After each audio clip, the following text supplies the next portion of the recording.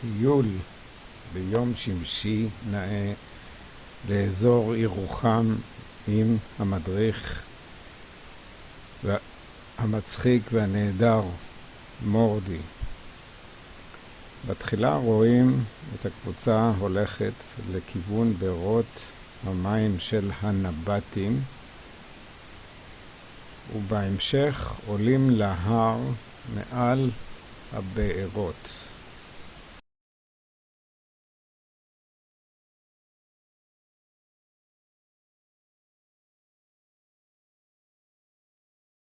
יעברו בני הדרך מהרב עד לעזה, ואני חייב שבמרחק של כל יום הליכה יהיה לי חן, כי אני צריך להגן על החבר'ה האלה, יהיה שם מים ליד או בקרבה לפחות, והם יוכלו להמשיך בלי שום בעיה לכיוון עזה ובחזרה.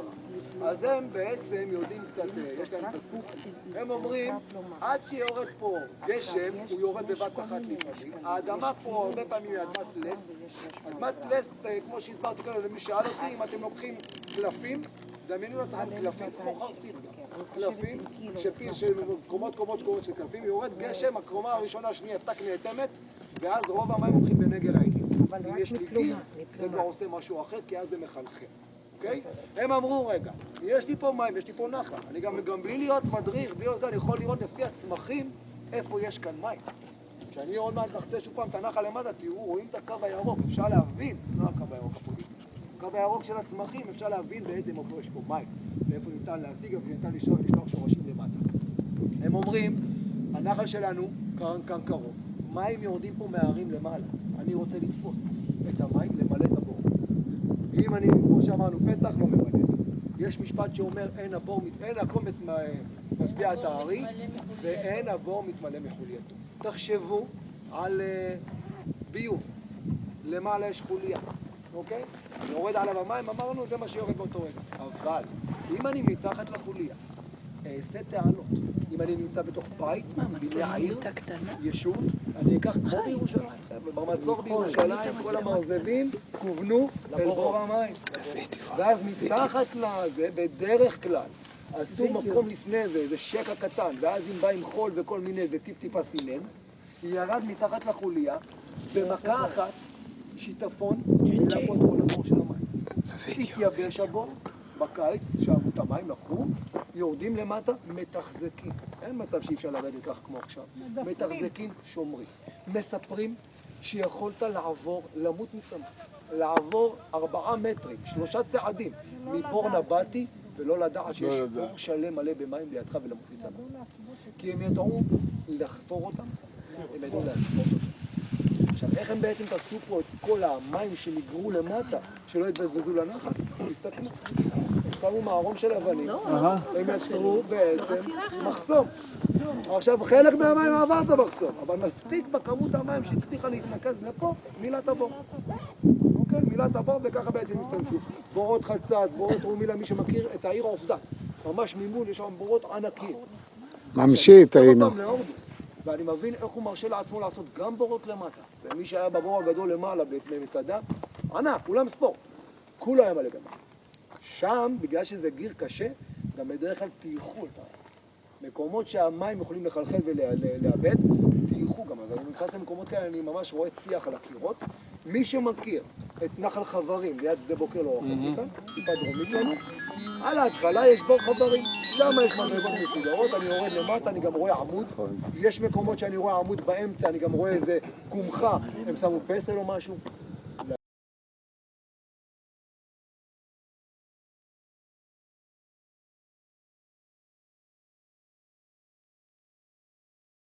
בנגב הוא 110 קילומטר אורכו, הוא מתחיל במצפה רמון והוא מסתיים בצפון ים המלח, בדרום ים המלח, בבריכות.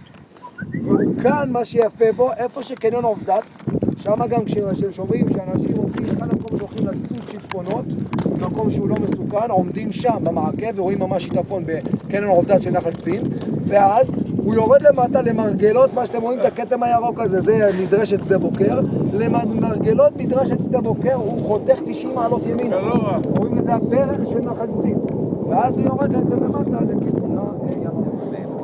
אוקיי? יש היום... דיור בחוות צבר אורלי. בהמשך רואים את חברנו בני ארוך עם המדריך הארוך ואת אגם ירוחם.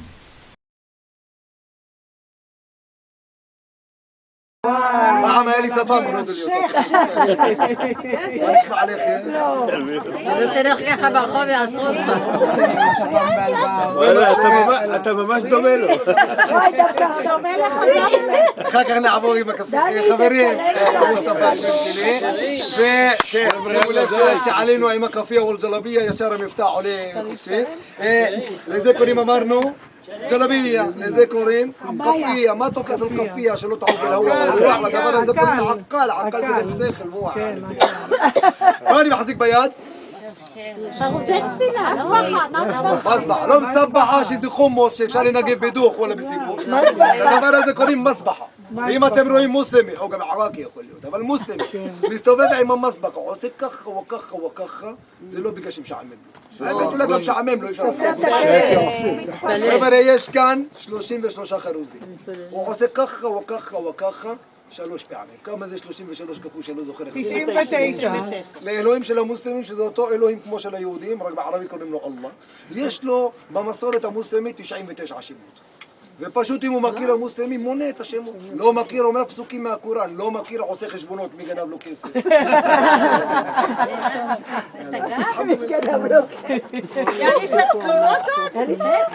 חברים, סיפור. אמרו לכם על הנדידה של הציפורים וזה, הנה תשמעו סיפור. היה פעם אחד שיר אחד, קראו לו שייח סלמה. והשייח סלמה שלנו, מספרים, היה איש מאוד מאוד עשיר. כמה עשיר, ככה גם היה לו, היה זקן. כל כך היה זקן, אבל כמו שהיה זקן, היה מאוד מאוד חכם, עד כדי כך שידע לדבר בשפתם של החיות. מספרים שהייתה לו חולשה אחת לשייח סלמה.